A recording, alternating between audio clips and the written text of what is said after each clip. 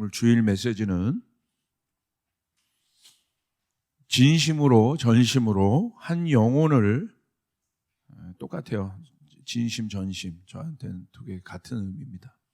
한 영혼을 세워보지 않은 사람은 절대로 복음을 안다고 할 수 없습니다. 제목이 강하죠. 그러니까 여러분, 전심으로 한 영혼을 세워보지 않는 사람은 복음을 안다고 할 수 없다.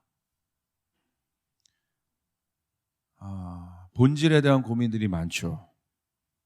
결국 이 본질에 대한 고민은 뭡니까? 복음의 본질이죠. 내가 복음을 안다는 게 뭘까? 여러분 한번 생각해 보셨어요? 내가 복음을 안다는 게 뭘까? 그 본질, 복음의 본질, 예수 그리스도, 십자가, 그것을 안다는 게 뭘까? 저에게 막 질문해 보고 있어요, 요즘에. 내가 그 복음을 누구보다도 지금 전하고 있는 사람이고, 평생 그 복음을 전하고 있는 사람이고, 십자가의 도를 가리키고 또 성도들에게 그것을 나누는 사람인데, 그리고 사역자인데, 내가 복음을 안다는 게 뭘까? 그냥 여기 프린트물로 이렇게 써서 성도들에게 마음을 나누는 게, 이런 걸 나누는 게 이게 복음을 안다는 걸까? 깊이 질문해 보고 있어요. 결국 뭐냐면요, 영혼에 대한 문제예요. 이 말씀이 66권이 다 뭐에 대한 기록이냐면 영혼에 대한 문제야. 영혼에 대한, 사람에 대한 기록이에요. 각 영혼에 대한. 그러니까 내가 복음을 안다는 건요, 영혼에 대한 깊은 성찰이에요. 깊은 고민이 있어야 돼요. 지금 여러분, 미국의 조지 플로이드라는 흑인이 죽었죠. 그래서 항의 시위가 일어나고 있고, 2022년 5월 25일 날 미국 미네소타주 미네폴리스에서 $20 위조 지폐 사용 신고를 받고 출동한 백인 경찰 데렉 쇼빈이 이 비정황 가운데 있었던 흑인 조지 플로이드를 체포하는 중 8분 46초 동안 무릎으로 목을 눌러 질식사시킨 이 사건이 지금 미국 전역으로 퍼지고 있습니다. 그리고 미국뿐만 아니라 전 세계로 지금 확산되고 있죠. 여러분, 왜 이 사건이 도화선이 되어 군중들이 지금 항의하고 있겠습니까? 저 모니터를 좀만 더 주시면 좋겠어요. 항의하고 있겠습니까? 왜 이 시위가 점점 전역으로 이 코로나 사태와 맞물려 확산되고 있겠습니까? 그 이유는 분명합니다. 뭐냐면요, 힘없는 한 사람이 막강한 공권력 앞에 처참히 무너졌기 때문에 그래요. 한 사람이 무너졌기 때문에. 거대한 권력 앞에, 권력의 힘 앞에 한 사람이 I can't breathe, 난 숨을 쉴 수가 없습니다. 8분 46초 동안. 경찰이 눌렀지만 사실은 그 뒤에 어마어마한 권력이 있는 거죠. 거기에 질식사한 거예요. 그것이 도화선이 된 겁니다. 왜 이게 여러분 영적이냐면요, 저는 영적으로 이 사건을 봐요. 이 일들을 통해서 지금 드러나고 있는 일이 무엇입니까? 레이시즘이죠. 인종차별주의. 이 인종차별주의가 뭡니까? 한 사람을 무시하는 거예요. 한 사람을 경시하는 태도입니다. 이게 사단이 만든 구조예요. 한 사람을 무시하고 한 사람을 경시하는 일, 소중히 여기지 않는 일. 왜 이것이 영적인가? 우리 한번 생각해 봅시다. 여러분, 이 일들이 왜 이 레이시즘, 인종차별주의, 또 거대한 공권력 앞에 한 사람이 그냥 무참히 짓밟혀 죽은 이 사건이 왜 영적인지 우리가 한번 생각해 보길 바라요. 여러분, 하나님이 창조하신 사람은 어떤 존재입니까? 성경은 그것으로부터 출발하죠.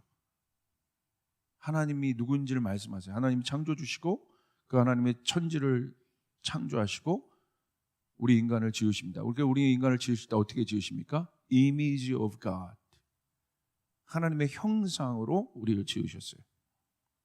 여러분, 이 형상을 히브리 원어적 의미로 보냐면 뭐냐면요, 사진 두 개를 이렇게 겹쳐놨다는 거예요. 이렇게 똑같은 사진을.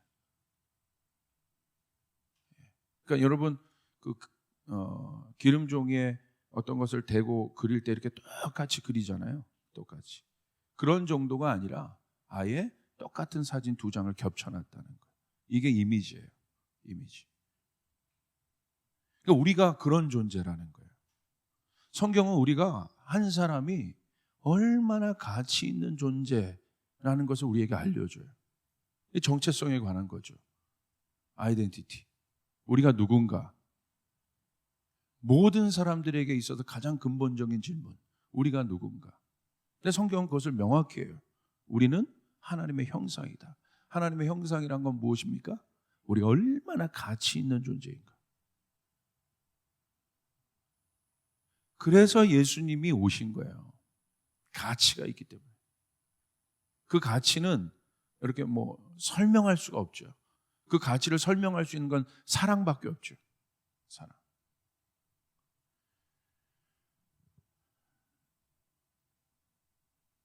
그래서 우리가 어느 정도냐면 우리를 보며 하나님을 보는 거예요. 그게 이미지예요.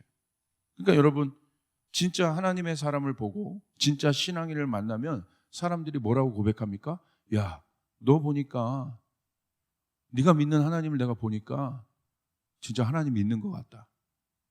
우리를 보면서 하나님의 존재를 얘기해요. 놀랍지 않아요? 그게 이미지라는 거예요. 이미지 오브 갓. 우리가 하나님 뜻대로 제대로 살면 사람들이 주변에서 뭐라고 얘기해요? 야, 내가 딴 건 모르겠는데 너 보니까 나 하나님 있는 것 같다. 반대로 우리가 그렇게 살지 못하면 뭐라고 얘기해요? 야, 너 보면 하나님 난 모르겠어. 굉장히 실제적인 거죠. 여러분, 하와는 또한 어떻게 만들어졌습니까? 두 번째 사람. 아담의 갈비뼈로 만들어졌다는 건 뭐예요? 소중하다는 거예요. 존귀하다는 거예요. 그러니까 창세기에 나온 사람을 창조하시고 아담을 창조하고 그다음에 하와를 창조하는 이 모습을 통해서 성경은 우리에게 뭘 자꾸 얘기해줘요? 우리가 얼마나 가치 있는 존재인가. 아담은 하와를 향하여 뭐라고 얘기합니까? 이는 내 뼈 중에 뼈요 살 중에 살이다.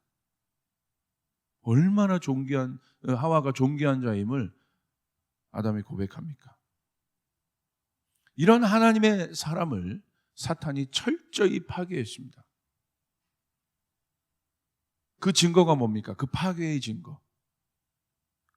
그 결론은 뭐냐면요, 우리를 죄악 가운데 빠지게 한 사단의 파괴가 뭐였냐?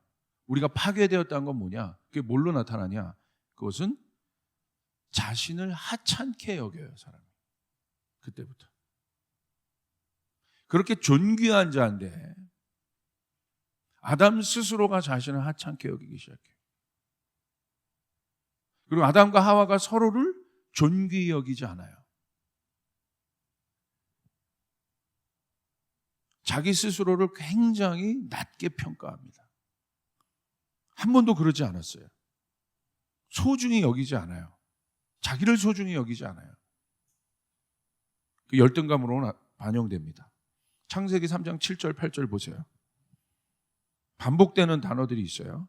이게 아담의 그 상태의 심리 상태, 그 마음의 상태, 정서의 상태를 반복하여 보여주는 여러 단어들이 있는데 7절. 그러자 갑자기 그들의 눈이 밝아져서 자기들이 벌거벗은 것을 알게 되었다.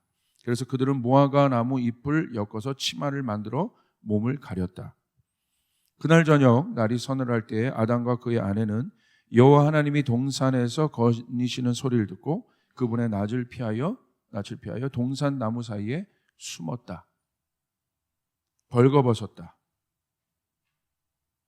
그죠? 표현하잖아요. 지금 아담의 상태를. 가렸다. 낯을 피했다. 숨었다. 이게 어떤 사람들 안에 나타나는, 어떤 사람들을 묘사하는 단어들입니까? 자기 자신을 수치스럽게 여기는 사람. 존귀 여기지 않는 사람들. 그러니까 가리죠, 숨죠, 피하죠. 우물가 여인이 이 사람이에요. 자기 자신을 존귀 여기지 않으니까 피했죠, 숨죠, 가렸죠. 똑같은 거예요. 거기에 비교해 보면 다 볼 수 있어요. 여기에 비교해서 여러분, 그래서 성경을 알면 이게 눈이 열려진다는 건 뭐냐면 이 본질과 원리를 알기 때문에 그 사람이 아무리 화려하게 보이고 뭐해도 이건 속일 수 없거든요. 저 사람이 진짜 건강한가? 속 사람은 속일 수 없거든요. 낮은 정체성, 열등감으로 나타났습니다. 저 소리를 좀만 더 크게 제가 한다. 영적인 문제라는 거예요. 영적인. 그래서 낮은 정체성, 열등감은 뭐예요? 영적인 문제라는 거예요. 영적인 문제. 영적인 문제라는 건 뭐냐면 죄의 결과고, 영의 문제라는 사실은 제가 영적이다, 그건 무슨 말이냐면 혼과 육의 힘으로 해결할 수 없다는 거예요. 그래서 영적이라는 거예요. 영적이다라는 거예요. 그래서 영적이다라고 단어가 들어가면 어떤 문제를 보면 결국 주님이 해결하셔야 된다는 거예요. 할렐루야. 주님을 만나야 된다는 거예요. 사람이라는 이 가치 있는 존재를 낮게 평가하는, 아주 하찮게 평가하는 이런 흐름이 오늘 뭘로 나타납니까? 차별이라는 저주로 나타나요. 혐오라고 하죠. 지금 유럽이나 웨스턴 사회에서 지금 아시아 혐오가 일어나고 있잖아요. 그 혐오의 뿌리는 뭡니까? 차별이죠. 그 차별이라는 저주로 모든 사람들이 지금 다시 분열되고 있어요. 그러니까 그 왜 차별이란 게 뭐예요? 열등, 우등의 개념이 있어요. 계층이 있어요. 클래스가 있어요. 그 우월 의식, 누가 누구를 차별할까요?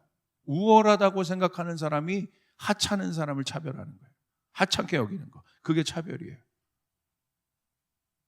자기가 조금 더 낫다고 생각하는 사람이 그렇지 않은 사람을 바라보는 눈이 차별이에요. 그 우월의식의 뿌리는 뭡니까? 교만이죠.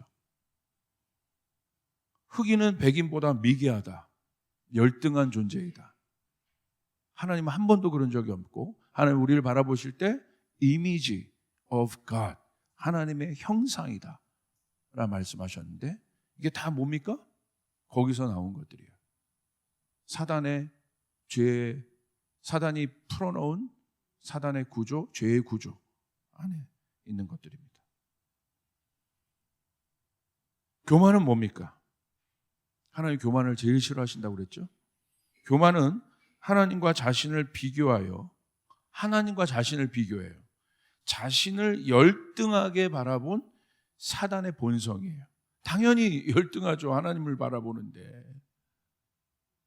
그게 교만이에요. 우월한 존재와 자기를 비교해서 자기를 스스로 열등하게 느끼는 것.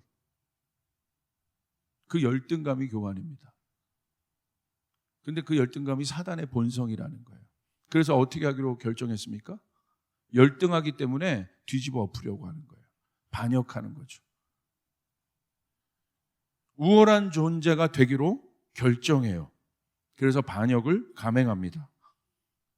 그래서 사단의 본질은 교만입니다. 여러분, 우리가 교만하면 안 됩니다. 할렐루야. 절대 교만하면 안 돼요. 어떠한 것이로든지, 어떠한 모습, 내 말투, 내 행동 하나에 교만이 묻어 있다면 그 사람 지금 빨간불이 들어온 겁니다. 주님 앞에 자기 자신을 낮춰야 합니다. 할렐루야. 여러분, 자기를 낮게 여기는 것이 겸손이 아니에요. 열등감과 겸손을 구별해야 돼요.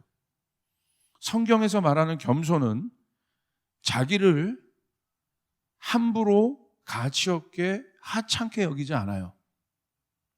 내가 낮아져야지, 낮은 곳에 있어야지, 난 그런 사람이야. 아니요. 성경에서 말하는 겸손은 성숙함을 의미해요. 예수님이 겸손하시잖아요. 그분이 하찮은 분이셨습니까? 스스로를 하찮게 여기셨습니까? 예수님 스스로를 하나님의 하나님의 아들이라고 얘기하셨는데, 낮은 자존감이 겸손이 아니라는 거예요. 근데 사람들이 그걸 헷갈려 할 때도 있어요. 난 못해요. 이런 거 안 하고요. 저는 거기에 합당한 존재가 아니고요. 그건 겸손 아니에요.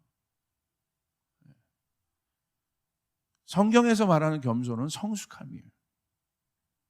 성숙함은 뭐예요? 충분히 익은 상태를 얘기해요. 쉽게 말하면 열매의 상태. 열매의 유익이 뭡니까? 열매가 되면 남이 먹을 수 있잖아요. 유용하잖아요. 그러니까 열매가 이게 완전 연그러진 상태. 그게 성숙함이에요. 유익이 되는. 그러니까 열매이긴 열매인데 떫어. 그 무슨 유익이 있겠어요, 그게? 먹을 수는 있겠습니까? 조금 이해하기 편한 용어로 보면 철이 들었다라는 거예요. 성숙하면 철이 들었다. 그 철이 들었다는 건 뭐예요? 야, 쟤 철 들었네. 이거 뭐라고 얘기해요? 그때는 어떤 때예요? 이제 남을 좀 생각하네. 저 사람 참 철 들었네. 성숙한 사람이네. 우리가 그런 이미지를 그렇게 얘기할 때 우리가 그런 사람들의 삶의 태도를 보십시오. 참 저 사람 자기만 생각하는 사람이 아니라 남에게 유익을 주는 사람이네. 성숙하네. 그러니까 자기를 넘은 상태를 얘기해요. 자기를 넘은 상태. 그러니까 겸손이란 건 뭐냐면 나에서 이웃으로 넘어간 상태예요. 나에서. 그러니까 어떤 사람이 이 단계에 갈 수 있어요? 자기를 사랑하는 사람이, 자기를 존귀히 여기는 사람이 남도 사랑할 수 있다는 거예요.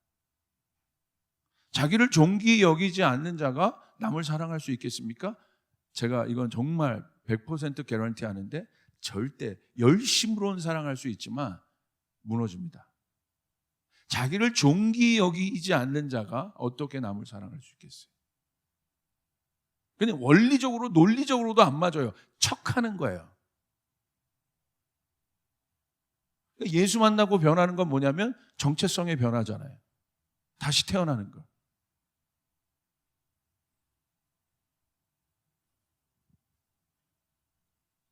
자연적으로 그런 상태가 될 때가 있어요. 언제입니까? 부모가 되면 자연적으로 어떻게 돼요? 자기에서 자식으로 바뀌어요. 내추럴리 바뀌어요. 그래서 부모님들은 어떤 분들이에요? 성숙한 분들이죠. 성숙한 분들. 저분이 우리의 부모님이다. 부모라는 단어 자체가 갖고 있는 의미는 성숙하다는 거예요. 성숙하다. 자기를 넘어서 자녀들을 책임지는 사람. 그게 부모죠. 그래서 부모가 되면 어떻게 됩니까? 자기 인생을 살지 않아요. 이타적인 인생을 살 수밖에 없어요. 근데 요즘에 보십시오. 가정 문제가 왜 일어나요? 이 부모가 뭔지를 모르고 있기 때문에. 지금 코로나 때문에 가정 폭력이 늘어난대잖아요. 왜? 집에서 지내는 시간들이 많으니까 할 일도 없고 나갈 수도 없고. 유럽 같은 데서는 알코올 중독자들이 늘어나고 그것이 가정 폭력으로 들어가고. 지금 요즘에 계속 들려오는 뉴스들이 뭐예요? 가정 폭력의 뉴스들 아니에요? 부모가 자녀들을 학대하고. 잘못된 거죠. 내가 부모가 됐다는 것이 뭔지를 모르고 있는 거예요. 부모니까 참아야 되고, 부모니까 용납해야 되고, 부모니까 마음 썩어야 되는 거예요. 부모가 자식이랑 경쟁합니까? 오늘 나랑 맞짱 뜰까? 막 그러니까 부모가 열받아도. 그래서 부모 마음은 뭐 어떻게 돼 있어요? 썩는 거예요. 속이 문드러져 있는 거예요. 왜? 맞짱을 뜰 수 있는 상대가 아니니까. 마음 놓고 욕이라도 확 해버리고 싶은데, 목사님 저희 부모님은 욕을 마음 놓고 했으면 그래도 그 속은 그러지 않아. 전 평생 그런 걸 모르고 자랐습니다. 하나님 아버지 알면 돼요. 그리고 그런 부모가 되면 돼. 이제 거기 묶여 있지 말고. 원래 그게 부모예요. 그 부모. 그렇죠? 그거죠. 그 부모가 되면 자연적으로 이타적 삶을 살아요. 이게 원리예요. 그러니까 내가 복음을 안다는 건 뭐냐면 나중에 얘기하겠지만 바울이 복음으로 우리를 낳았다고 얘기했어요. 출산했다고 얘기했어요.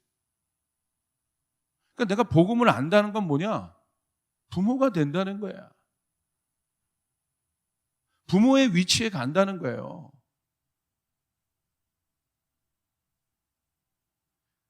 이제 얼마큼 우리의 속이 썩어 문드러지는지에 대해서 얘기할까? 부모가 되는 것이 쉽지 않아요. 내가 육으로는 결혼해서 사랑하는 사람 만나서 자연적으로 그 관계 안에 부모가 되지만 영적으로 내가 부모가 된다는 건 이게 어떤 의미인지를 알아야 돼요. 그래 복음을 알 수 있어요. 복음은 본성 자체가 십자가예요. 본질 자체가. 십자가는 사랑이에요. 십자가 위에서 예수 그리스도께서 우리에게 보여주신 사랑의 본질은 뭐예요? 100% 이타적인 거예요. 할렐루야. 거기에 자기가 있어요? 자기가 철저하게 없죠. 완전히 십자가에서 예수 그리스도가 물과 피를 쏟으시기까지 자기를 죽이셨죠. 그리고 우리를 살리셨어요. 그 마음이 누구의 마음이에요? 하나님 아버지의 마음이에요. 그래서 성숙한 아들 예수 그리스도는 아버지의 마음을 알기 때문에 그렇게 한 거예요. 이 모든 것이 무엇입니까? 한마디로 표현하면 사랑이죠. 그게 본질이죠. 사랑은 말이 아니죠. 부모의 사랑이 말입니까? 여러분 밥 안 먹으면 왜 밥 안 먹었는지 그거 신경 써주고, 여러분 저희 할머니도 또 저희 부모님들도 항상 이제 같이 밥을 먹으면 그냥 내가 먹을 수 있는데 그냥 음식을 여기 있는 거 여기다 갖다 놔. 그러면 그러죠. 짜증. 하지 마. 꼭 그러다가 약간 무안해지셨어요. 그러다 또 밥을 먹어요. 그러다 보면 또 어느새 반찬 내가 여기서 먹다가 저기 있는 걸 이렇게 먹었는데 그 순간 그걸 포착해서 또 어떻게? 이 앞에 또 갖다 놔. 하지 마. 우리 막 짜증 섞인 투로 그렇게 얘기하지만 자취해 보세요. 누가 그거 갖다 줘? 누가 그걸 신경 써줘? 그게 사랑이란 걸 알잖아요. 그게 사랑이었구나. 온통 나에게가 아니라 나에게.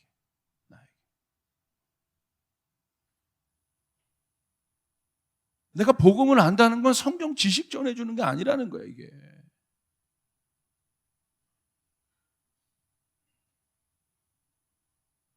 그냥 손대고 주님의 이름으로 치유돼, 이게 복음을 아는 사람이 아니라는 거야.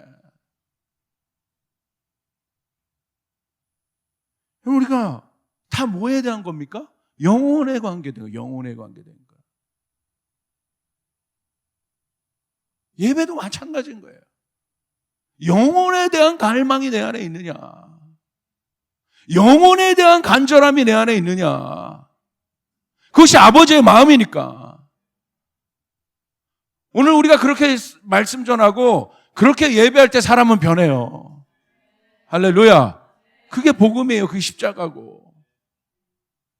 추상적인 게 아니란 말입니다. 복음은 지식이 아니라 영혼에 관한 것이에요. 복음 핵심이 십자가니까. 우리를 향한 사랑. 자신의 전부를 내어주신 사랑. 두 번째, 복음은 한 영혼을 위해 예수님처럼 자신의 전부를 쏟는 일이에요. 그게 복음이에요. 한 영혼을 위해서 나의 전부를 쏟는 것.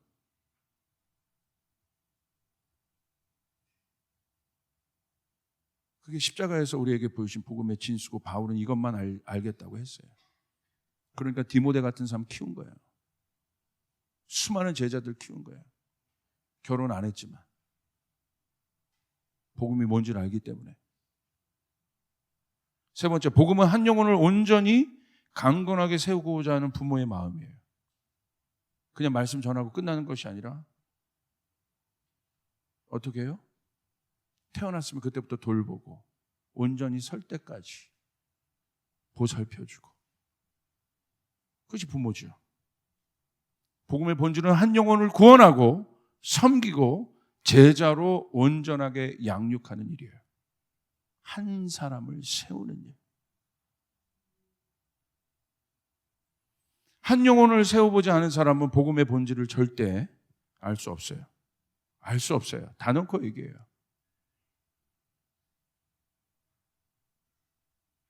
신학 박사 몇 개가 있어도 한 영혼을 세워보지 않은 사람. 내가 아무리 많은 영적인 경험을 해도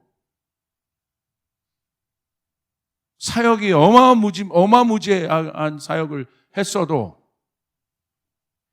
한 영혼을 세워보지 않은 사람은 복음을 절대 안다고 할 수 없어요. 여러분 한 영혼을 세워보셨어요? 여러분이 세운 영혼들이 어디 있습니까? 진지하게 질문해요.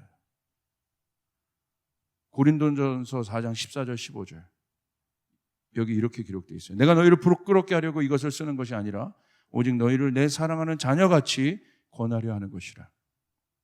그리스도 안에서 일만 스승은 있으되 아버지는 많지 아니하니 그리스도 예수 안에서 복음으로써 너희를 낳았다. 복음은 뭐예요? 바울이 말한 복음은 뭐예요? 지식이 아닌 거예요. 복음으로 너희를 낳았다. 고백합니다. 엄청난 고백이에요. 낳았다는 건 뭐야? 출산했다는 거야. 출산이 그냥 돼요? 여기 출산한 분들 한번 손 들어보세요. 출산한 분들 한번 손 들어보세요. 높이. 출산이 쉬워요? 쉽지 않아요? 목사님 말씀만 하십시오. 막 놔드리겠습니다. 막. 아니잖아요. 어마무지한 해산의 고통을 감내해요. 바울이 복음을 설명할 때 이렇게 얘기해요. 지금 복음으로 내가 너희를 낳았다. 출산을 향한 산모의 여정을 보십시오. 쉽지 않아요. 산모가요, 임신하는 순간, 태아를 잉태하는 순간 제가 그걸 봐요. 제가 청년들, 제 제자들도 보잖아요. 정말 어떤 변화가, 놀라운 변화가 있냐면 자기가 없어져요. 모든 것이 그 태아를 위하여 존재해, 살아요. 보고 싶은 거 다 참더라고. 절대 쟤는 제가 못 참는 애인 줄 알거든요. 제가 청년 때 제자 훈련한 애들 중에. 근데 그걸 참아내. 와, 위대하다. 위대해. 어떻게 순간 바뀌어요. 모든 것이 출산할 아이에게 맞추어져 있어요. 복음에 대한 바울의 이해는 출산이에요. 지식이 아닙니다. 그 태중의 아이가 천하보다 귀하기 때문에. 결국 복음을 안다는 것은 영혼에 대한 사랑과 열정이 있느냐에 대한 질문이에요. 오늘 바울은 복음으로 내가 너희를 출산했다. 복음으로 내가 너희를 낳았다. 여러분 10개월 동안 산모가 그 출산을 위해 어떤 마음들을 갖고 있습니까? 열정입니다. 열정.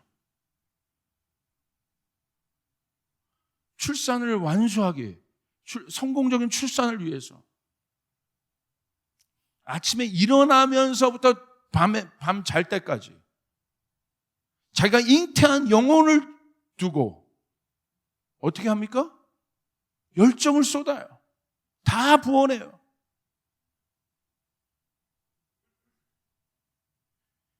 이러한 경험이 없기 때문에 복음을 지식으로 하는 거예요.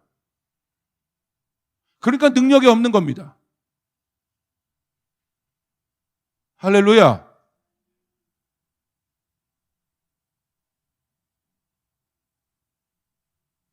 영혼에 대한 구령의 열정이 식어지는 이유는 무엇입니까? 복음으로 나아보지 않았기 때문에 그런 거예요. 한 영혼을 세우는 게 얼마나 어려운지를 경험해 보지 못했기 때문에 영혼에 대한 열정이 식어버리는 거예요. 구령의 열정이 그냥 가져지는 게 아니에요. 구령의 열정을 갖는 것은 치열한 거예요. 예수님이 우리를 향해서 열정이 있으셨어요. 우리를 구원하기 위한 열정이 있으셨어요.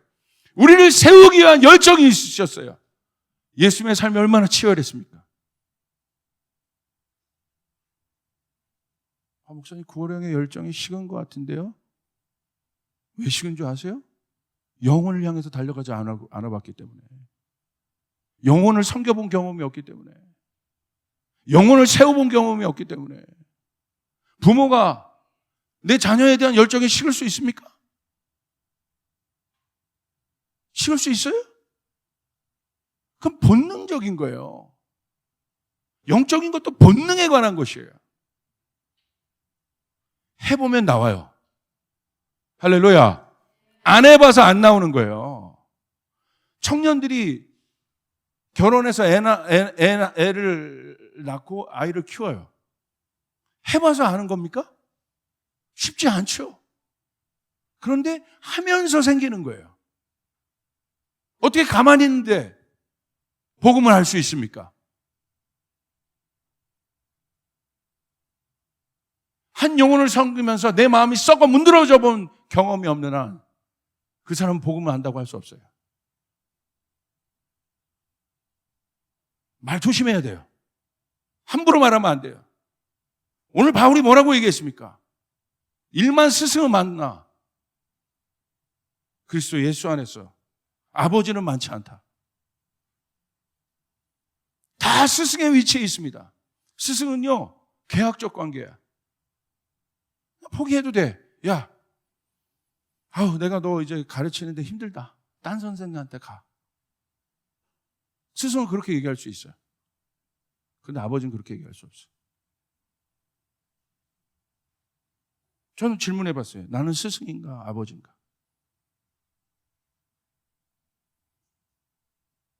반반이에요. 하나는 12번도 저리 가. 그러고 싶다가도 아니지. 바울도 바울의 고민이었던 것 같아. 모든 말씀들은 자기 안에 있는 고민들이 나오는 거거든. 내가 일만 스승이었는가? 아니면 아버지인가?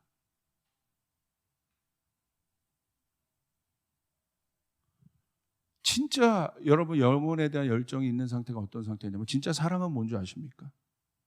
왜 포기할 수 없는 줄 아세요? 애착이 있기 때문에. 애착. 집착과 애착은 다릅니다. 집착은 건강하지 않은 거예요. 그러나 애착은 사랑이에요.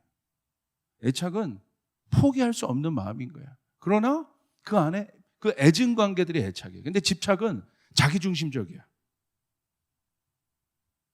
근데 저도 누구에게 애착이 있을까? 가까운 제자들에게 애착이 있는 거예요. 그래서 열받는 거예요. 애착이 없으면 열이 안 받아요. 무슨 말인지 아시죠?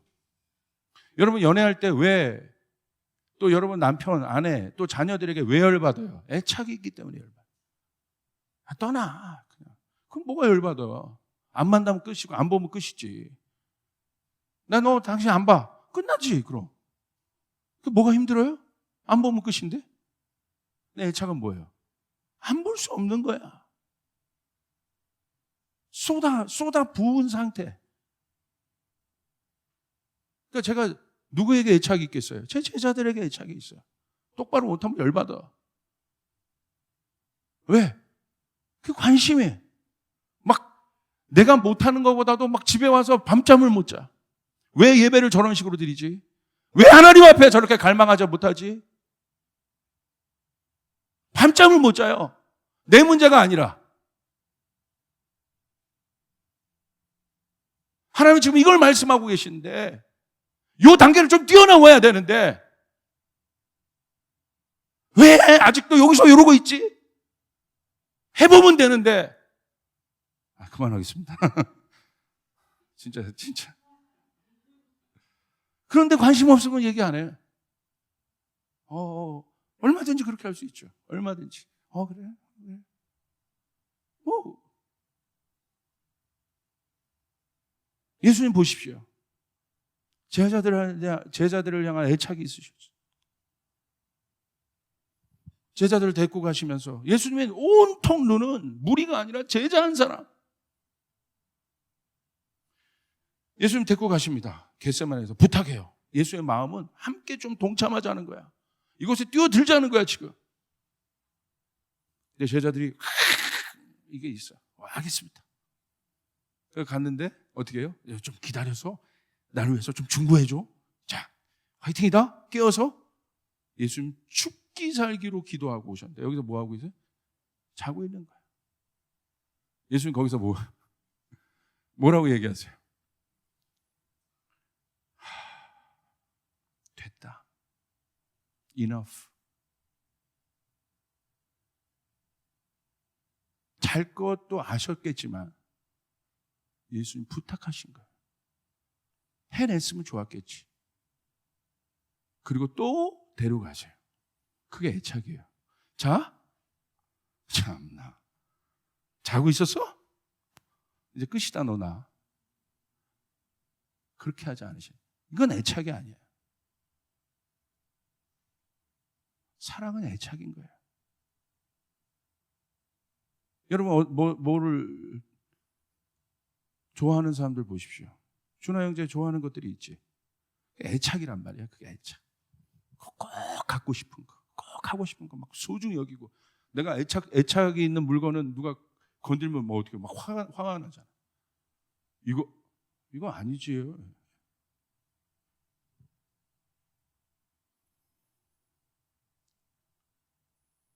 한 영혼을 잉태해보지 못한 사람은 절대 영혼에 대한 복음의 본질을 이해할 수 없습니다. 그래서 자기 신앙, 자기 한계를 넘지 못합니다. 몇십 년이 되어도 이 사람의 모든 주제는 자기에게 집중되어 있어요. 그래서 이 사람의 말을 들어보면 항상 이래요. 내가 상처받고, 내가 무시당하고, 내가 존귀함을 받지 못한 일에 집중되어 있어요. 10년, 30년, 20년, 30년 됐는데도 말 들어보면 내가 상처받았고요. 내가 무시당했고, 제가 나를 무시했고요. 그걸로 다투고 열받아하고.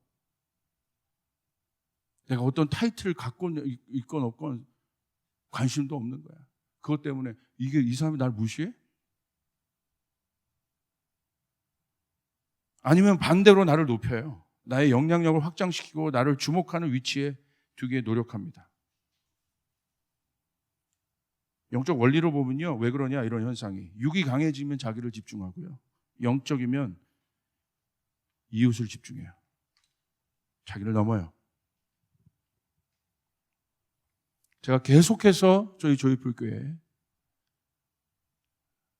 이 모든 메시지, 지금 던져지는 메시지가 사실은 단단한 음식들을 최근 계속 던지고 있어요. 여러분 먹어야 해요. 할렐루야. 그래야 우리가 버틸 수 있고 살 수 있어요. 엄청난 어려움들이 예고되잖아요. 어떻게 이기겠습니까? 여러분에게 예방주사를 드리는 것 같은 거예요. 제 마음이. 우리가 변화되길 바랍니다. 아멘. 한 인물을 소개하고 오늘 말씀 마치겠습니다. 한 영혼을 섬기고 세운 사람이 있어요. 바나바입니다. 성경에서 바나바를 처음 묘사하는 곳이 사도행전 4장 36절 37절이에요. 첫 번째, 바나바의 단계를 보십시오. 1단계 헌신을 합니다. 우리 같이 한번 읽겠습니다. 시작. 구브로에서 난 레위족 사람이 있으니 이름은 요셉이라. 사도들이 일컬어 바나바라. 번역하면 위로의 아들이라 하니. 그가 밭이 있음에 팔아 그 값을 가지고 사도들의 발 앞에 두니라. 바나바는 어떤 사람이었어요? 위로의 사람. 그러니까 벌써 이름부터 이 사람이 어떤 사람인지 보여주죠. 자기가 없어요.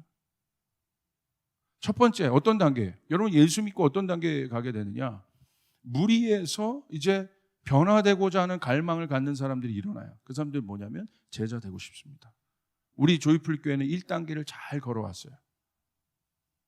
그래서 뭐 합니까? 이 사람들이 제자 되는 첫 단계가 뭐예요? 자기 부인과 헌신입니다. 희생입니다. 제가 뭐 그냥 온라인 방송으로도 설교 뭐 다 넣고 하지만 우리 교회는 이거 잘합니다. 바나바 어떻게 했어요? 그가 밭이 있음에 팔아 그 값을 가지고 사도들의 발 앞에 둔다.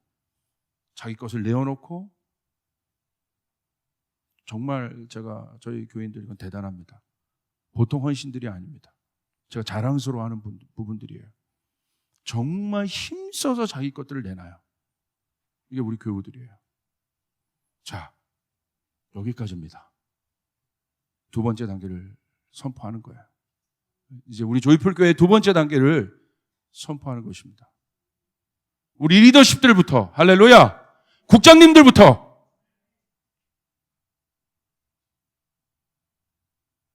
우리 모두 저를 포함해서 두 번째 단계, 우리가 매진해야 될 일, 우리 리더들이 특별히 매진해야 될 일. 사도행전 9장 26절 27절. 바울이 바나바의 두 번째 언급이 사도행전에 있어요. 우리 같이 한번 읽겠습니다. 시작. 사울이 예루살렘에 가서 제자들을 사귀고자 하나 다 두려워하여 그가 제자됨을 믿지 아니하니 바나바가 데리고 사도에게 가서 그가 길에서 어떻게 주를 보았는지와 주께서 그에게 말씀하신 일과 다메섹에서 그가 어떻게 예수의 이름으로 담대히 말하였는지 전하니라. 여러분 보십시오.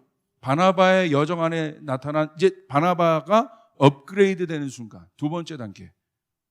우리가 업그레이드 순간, 우리 조이풀이 업그레이드 돼야 되는 두 번째 단계. 내 신앙이 오늘 업그레이드 돼야 되는 두 번째 단계.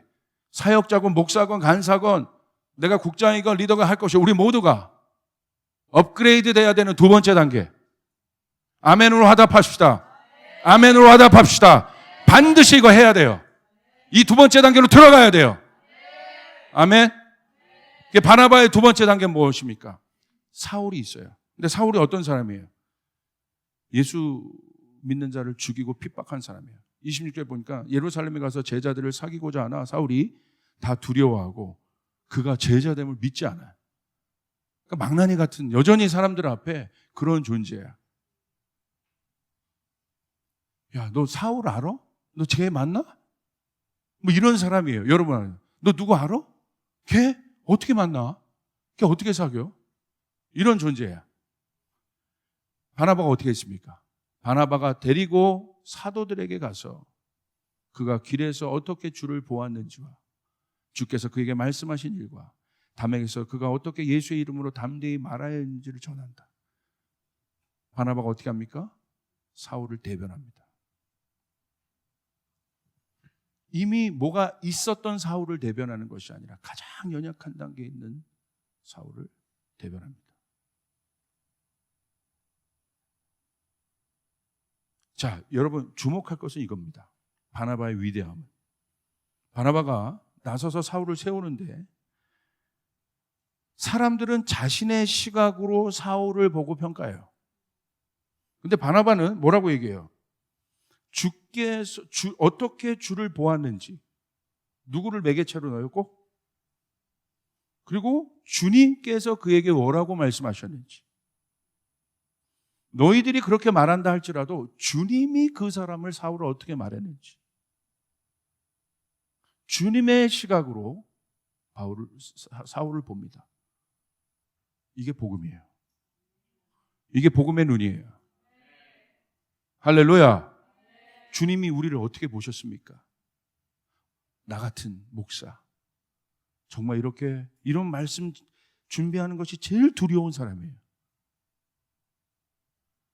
이 말씀을 키보드 한 자 한 자 누르는 것이 고통스러워요. 왜? 너무 이렇게 못 사니까. 나는 이렇지 못하니까. 너무 고통스러워. 그러나 주님께 구해요. 주님, 저도 변화시켜 주시옵소서. 주님, 저도 변화시켜 주시옵소서. 저에게 바나바의 심정을 주시옵소서. 주님의 눈을 주시옵소서. 주님이 나를 그렇게 보셨잖아요. 그게 복음이잖아요. 모든 사람이 우물가 여인을 핍박한다 할지라도 주님은 그 우물가 여인을 복음의 눈으로 보셨잖아요. 가늠한 여인을 복음의 눈으로 보셨잖아요. 할렐루야. 이게 복음이에요. 이게 복음. 이제 두 번째 단계로 나가야 돼요. 두 번째 단계. 주님께서 제자 한 사람을 세우기 위해 그들의 연약함을 얼마나 많이 품어내셔야 돼요. 오늘 바나바가 사울을 세우기 위해서 얼만큼 사울을 품었는지, 사울이 보통 사람이 아니란 말이에요.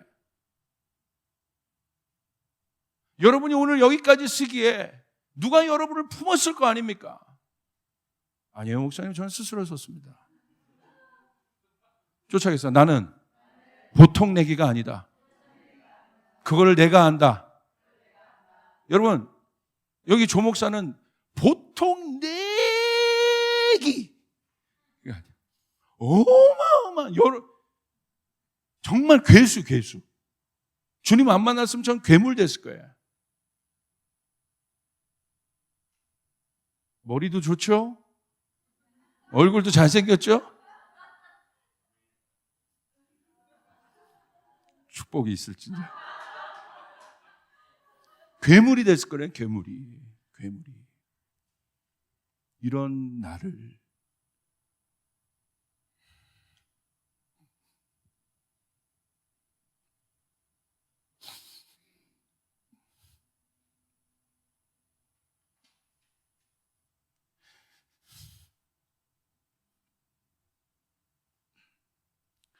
우리 주님이 변화시켰는데,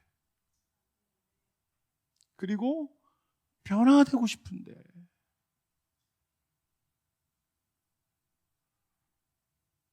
여러분, 우리에게 이 눈이 있어야 돼요. 우리에게 이 눈이 있어야 돼. 근데 이 마음을 우리가 어떻게 이해하겠느냐? 그 사람에게 가야 돼. 이제 그 한 사람을 세우기 위해. 이제 나에게 좀 집중하지 말고 그 한 사람, 어려움에 처한 그 한 사람, 오늘 내 힘과 물과 정성과 모든 것을 쏟아 부어도 아깝지 않은 그 사람에게 내가 가야 되는 것이에요. 할렐루야. 내 자녀를 세우는 것처럼 그 마음을 가지고 한 사람을 위해 충고하고 세우고 마음 먹고 해야 되는 것이에요. 주님이 나를 변화시킨 건 마음 먹고 하신 거예요. 오늘 해야지 말아야지? 그게 아니에요. 내가 오늘 조직을 변화시키기로 내가 작정합니다. 주님이 그 마음으로 나에게 오신 것이에요. 오늘 사도행전에서 바나바를 또 뭐라고 얘기하고 있습니까? 착한 사람이다.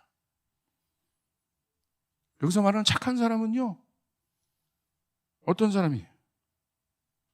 한 영혼을 위해서 자기 헌신이 있는 사람이에요. 사울을 찾아 다소로 갑니다. 그리고 공동 목회해요. 안디옥에서. 다소까지 한 130km 걸려요. 그 당시에 130km를 가요. 차가 있었습니까? 사울을 얻으려고, 사울을 세우려고.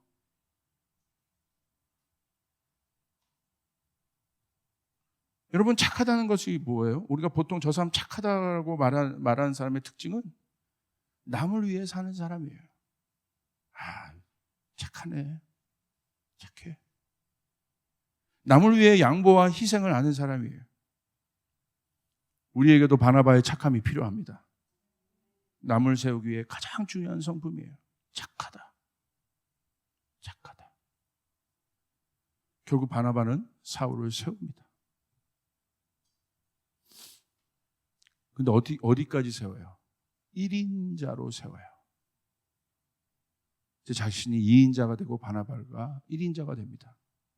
그리고 누구도 세워요? 마가도 세워요. 마가는 부잣집 아들이었어요. 그러니까 나름대로 잘 나간 사람이야. 꼭 이런 사람들 만나서 끝까지 바나바가 세워요. 그리고 자기는 어디로 어떻게 됩니까? 역사의 뒤안길로 사라집니다. 이게 복음이에요. 왜 오늘 마가가 마가다워질 수 있었을까? 왜 바나바가 바울이 바울다워질 수 있었을까? 뒤에 복음으로 낳은 바나바가 있었기 때문에. 바울을 통해 어마어마한 여러분 사역이 펼쳐지지 않습니까? 마가를 통해서. 이제 일반 스승은 많지만 복음으로 한 영혼을 낳는 조이풀교회가 되어야 합니다. 두 번째 단계로 나가야 합니다. 포기하지 말고 철저히 한 영혼을 섬기십시오. 그래야 진짜 복음을 알게 됩니다. 복음의 능력을 경험하게 됩니다. 우리 조이풀교회가 나아가야 할 방향입니다. 예배팀 나오세요. 내 안에 영혼에 대한 구령의 열정이 중요한데, 복음에 있어서 제일 중요한 건 영혼에 대한 열정인데, 그것을 점검하기 위해서는 내가 영혼을 품고 잉태하고 낳고 양육해 보아야 한 영혼이 얼마나 귀한지를 알게 됩니다. 여러분, 그냥 솔직히 고백할게요. 한 영혼을 세우는 게 쉽지 않습니다. 저도 지금 또 특별히 몇 명 이렇게 멘토링 하고 있는데 쉽지 않아요. 성에 안 차요. 그런데 또 멘토링 할 뿐만 아니라 그 영혼이 쓸 때까지 뒤에서 기도하고, 또 어저께도 또 문자 주고받고 또 그러고 이게 있어요. 쉽지 않습니다. 12번 더 마음이 무너집니다. 썩어 문드러져요. 자녀가 귀하지만 부모들 마음이 이렇게 문드러져 있거든요. 이렇게. 오늘 바울이 뭐라고 얘기합니까? 일만 스승은 많으나 아버지는 없다. 복음으로 내가 너희를 낳았다. 오늘 저희 불교회는 진실한 교회가 되길 바랍니다. 복음으로 한 영혼을 낳는, 포기하지 않고, 설령 나에게 다르게 할지라도 끝까지, 내가 이 정도 세웠는데 무너진다 할지라도 끝까지 한 영혼을 세울 수 있는 교회가 되길 바랍니다. 이것이 저희 조이풀교회의 두 번째 스텝이에요. 그러면요, 제가 개런티합니다. 내가 살아나요. 내가 살아나요. 예수님 마음도 알게 돼요. 내 예배가 달라져요. 그 변화는 그 사람에게도 있지만 가장 큰 변화의 혜택을 받는 사람은 내 자신입니다. 할렐루야. 여러분, 저는 목사님 직분이 없어가지고 누구 양육하고 이런 거 못하는데, 아니요. 작은 것부터 할 수 있어요. 제가 할 수 있는 작은 거, 실천. 말투 한마디라도 격려의 말을 하고, 인사라도 반갑게 해주고, 손 꼭 붙잡아주고, 인스타그램에 저는 저희 교인들 보면 무조건 좋아요를 눌러요. 갈등, 내가 누르면 왜 제가 다 안 눌러줬는데 그냥, 그리고 댓글 하나 달아주고, 그런 거예요. 그런 거. 그런 거. 제가 금요 예배 이후에 좀 약간 마음이 노아의 외로움이 있었어. 낭망해서 집에 돌아갔더니 우리 교인들이 민감해. 막 치킨 쿠폰 보내주면서 목사님 힘내세요. 난 티 별로 안 났는데 약간 좀 티 내는 글을 썼어. 열받는다. 또 힘이 나더라고. 그래. 바울과 바나바가 그런 관계였어요. 서로 격려해주고 세워주고 함께하고. 여러분 작은 것에서부터 실천하시길 바랍니다. 할렐루야. 우리의 격려의 말 한마디가 우리의 기도. 내가 널 위해서 기도하고 있어.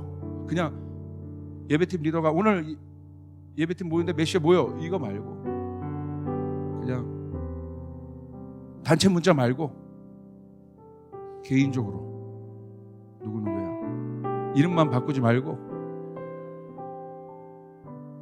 중심을 담아서 널 위해서 기도하고 있어. 제가 다 그렇게 저도 노력할 거예요. 더 한 영혼을 위해서. 물론 스태프들이 돌보고 이런 것도 있지만 더 살피고 더 보고. 이게 복음이란 것을 알았어요. 여러분 우리가 진짜 복음 앞에 서 있기를 바랍니다. 우리 제자들도 그렇게 하길 바랍니다. 이 사람은 이제 아니에요. 나 좀 봐주세요. 나 좀 봐주세요. 아니에요. 이제 제자라면 그렇게 말하면 안 돼요. 제자의 단계를 들어서는 사람을 세워야 돼요. 거기까지. 할렐루야.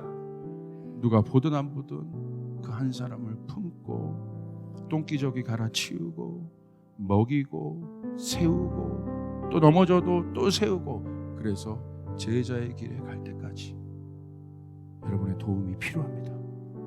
저희 조이풀교회는 그러길 바랍니다. 할렐루야. 그럴 수 있길 바랍니다. 예배팀 그럴 수 있길 바랍니다. 그럴 수 있길 바랍니다. 우리 옆 사람에게 얘기해서 복음의 힘이 위대합니다. 복음의 힘이 위대합니다. 그리고 선포하세요. 나를 통해 수많은 영혼들이 제자로 서게 될 것이다. 선포하세요. 나를 통해 수많은 영혼들이 제자로 서게 될 것이다. 우리 조이풀 교회를 통해 수많은 영혼들이 제자로 서게 될 것이다. 아멘. 이것이 그 항공모함의 비전이에요. 우리가 그렇게 서길 바랍니다. 주님께 영광의 박수 올려드리겠습니다. 우리 자리에서 일어나겠습니다.